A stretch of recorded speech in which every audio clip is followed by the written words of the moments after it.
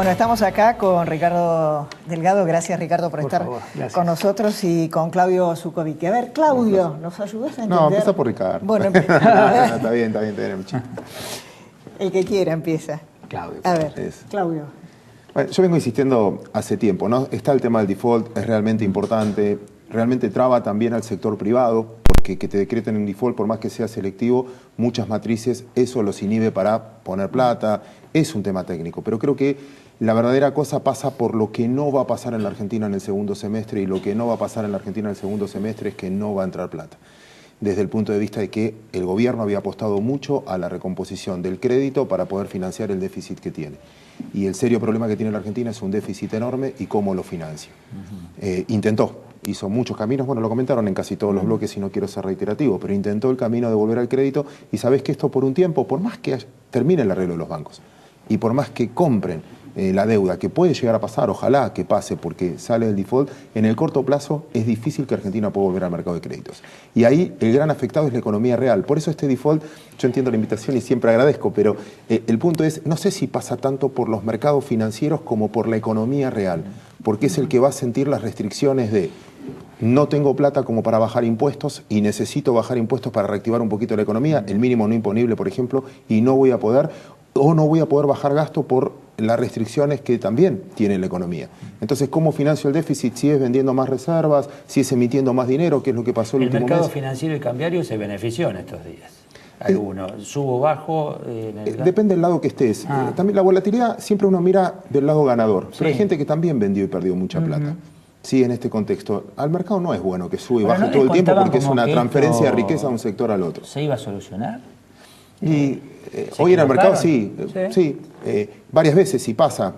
También uno confunde lo que quiere que pase o trata de racionalizar cosas que a veces fue del lado de la política y no del lado de la economía. Del lado financiero quizás uno hubiese apostado que esto debería resolverse. Del lado político, como comentaron recién, quizás jugaron a otra cosa, que políticamente más les servía tomar otro camino, buscar el culpable. Quizás mañana, si tiene que haber una pequeña evaluación, y bueno, culpa de los buitres, si tenemos que hacer, y bueno, culpa de los... En contras, creo que los Lelutier, siempre repito, tiene una frase fabulosa que dice: errar es humano, echarle la culpa a otro es más humano todavía, y quizás ahora vivamos ese proceso. Raúl. Ricardo, perdón. Ricardo Raúl. Pero... Está muy bien. Ahí está, te lo invertí. A ver, me parece que hemos llegado a este día, a esta noche, producto de, y en estas condiciones, producto de un mal manejo de la gestión de la deuda en particular.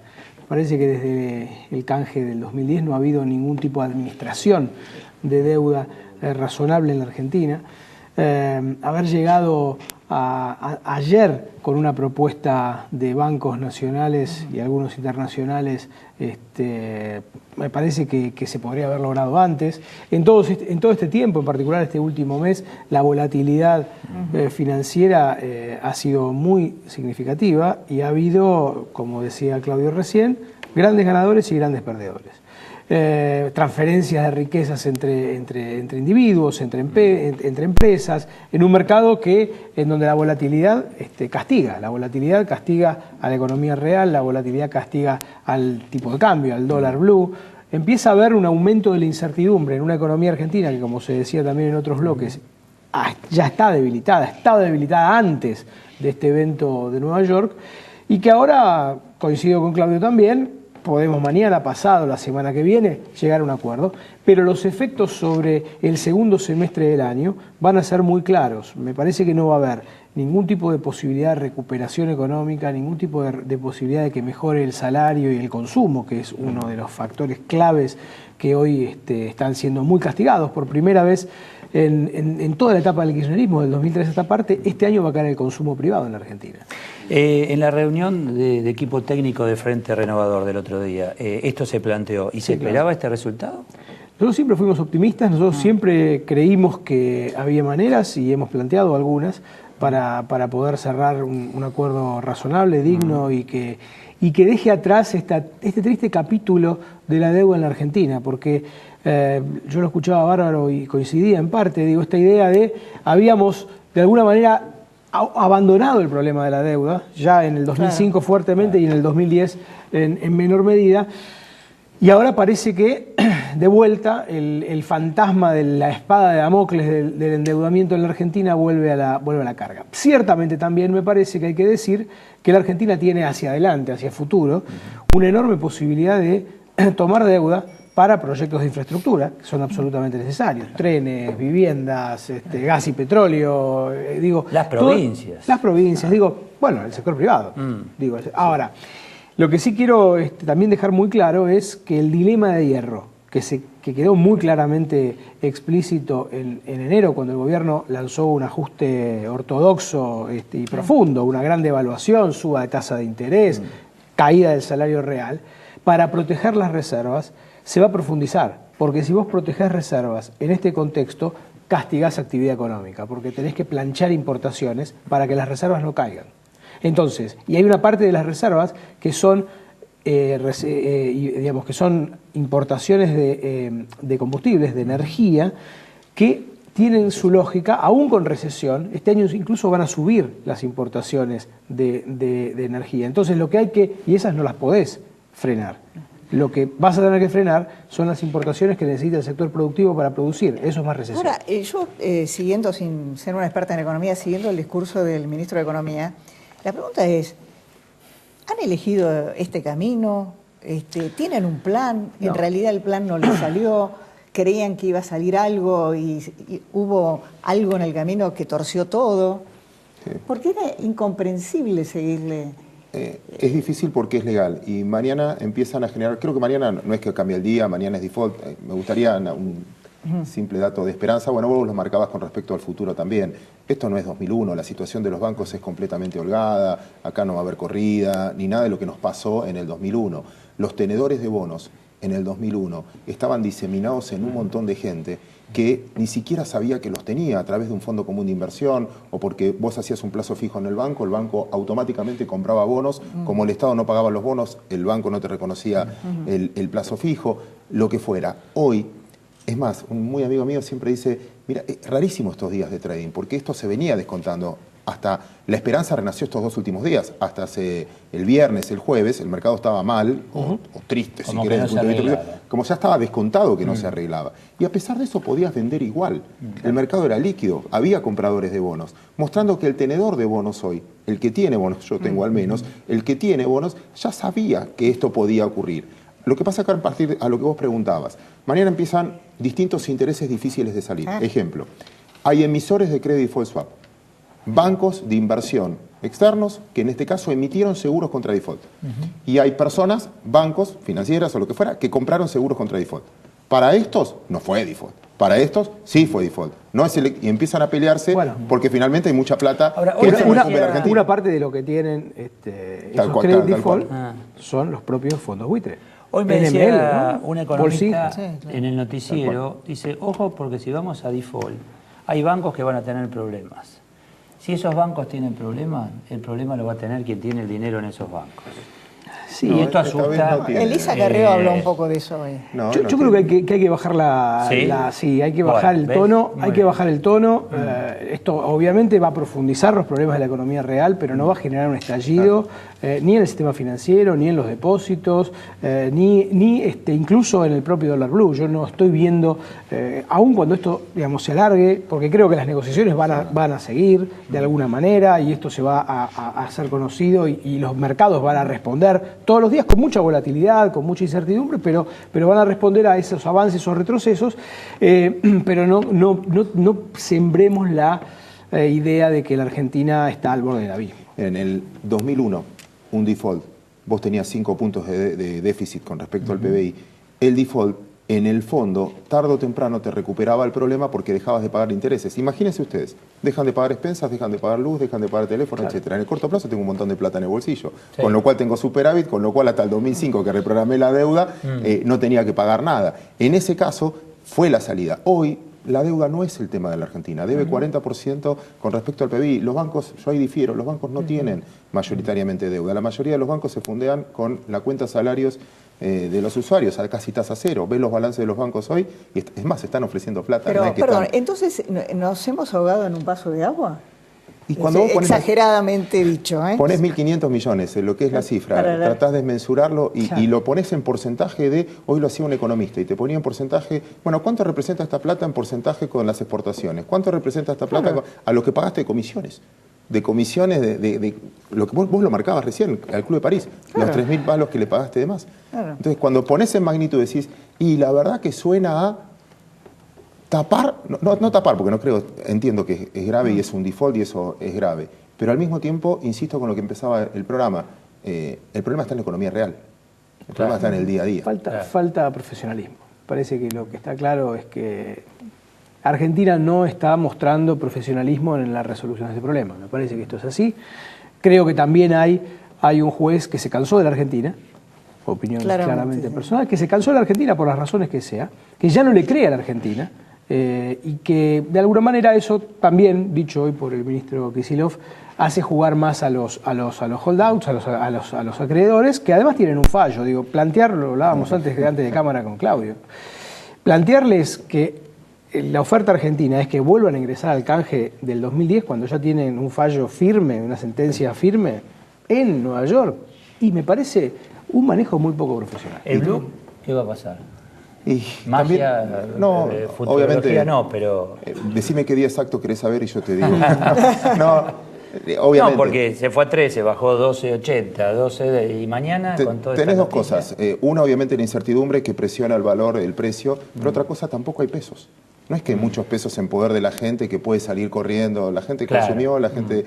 no es que sobra tanto, hay restricción, no hay expansión económica, no hay consumo. Vos lo marcabas también en un momento, las empresas están estoqueadas, necesitan vender, el que compró propiedades las tiene y quiere venderlas. Ahí yo no creo en hecatombe y que mañana cambie el país. Repito, por los números, esto estaba desde algún punto de vista claramente descontado en los mercados. Ricardo, esto se lo planteé también al doctor Alfonsín. ¿Esto no debería haber sido un tema de convocatoria de toda la dirigencia política? Bueno, Sergio Massa lo planteó, Clara. Nosotros planteamos en su momento la necesidad de crear una comisión bicameral en el Congreso para tratar este tema. Esto se planteó hace 45 días. Y no. No. Y no.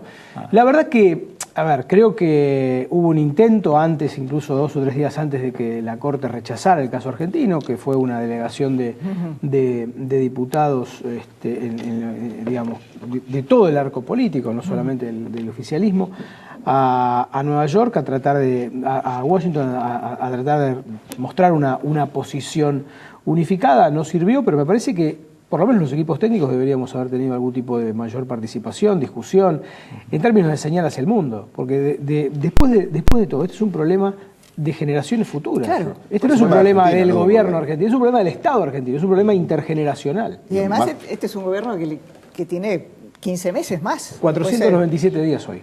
Igual, nosotros tenemos el contador, así que... La deuda vence, hay deuda, los discounts vencen en el 2038, con lo cual sobrepone a un gobierno, esta es una cuestión de Estado. Una sola cosita que me quedó ahí cuando hablaban de Estados Unidos. La misma Argentina fue la legislación americana. Y en la legislación americana, así son los americanos, entre el propietario y el inquilino, siempre van a fallar a favor de la propiedad privada. Y esto, incluso en los últimos días, es increíble. Hablo desde el lado del acreedor, no del lado nuestro. Desde el lado del acreedor, subió la cotización de la legislación americana.